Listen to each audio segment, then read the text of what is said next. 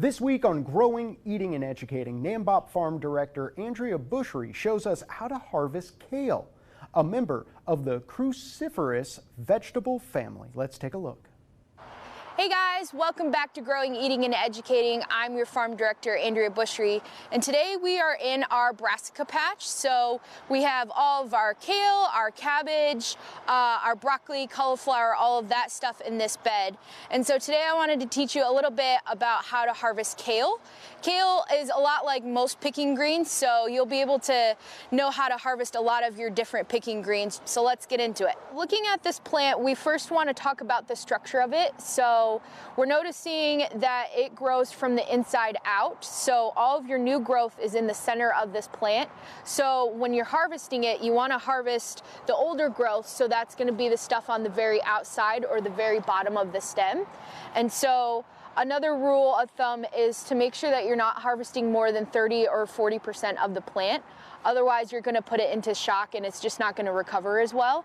So on certain plants that usually looks like 2 to 3 stems, it just kind of varies on the size of your plant and how old it is. So when I go to harvest these plants, again, I'm looking for the oldest growth. So it's usually whatever is farthest down on the stem.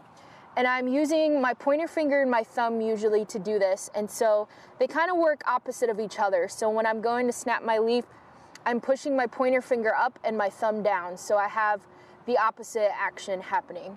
So I'll go down to the base of the plant and I'm just doing that. So you have your initial break and then you kind of push it with your thumb and pull it out. So you don't need to use pruners or anything like that. It's pretty simple and you can just kind of do this with the whole plant. So I'm just gonna go around the base of the plant and pick off any of the old growth. And I know that I can maybe do one more off of this plant before it's done. So I'm gonna take this big leaf here. And now this plant is finished harvesting. So I won't harvest off this until probably next week or so.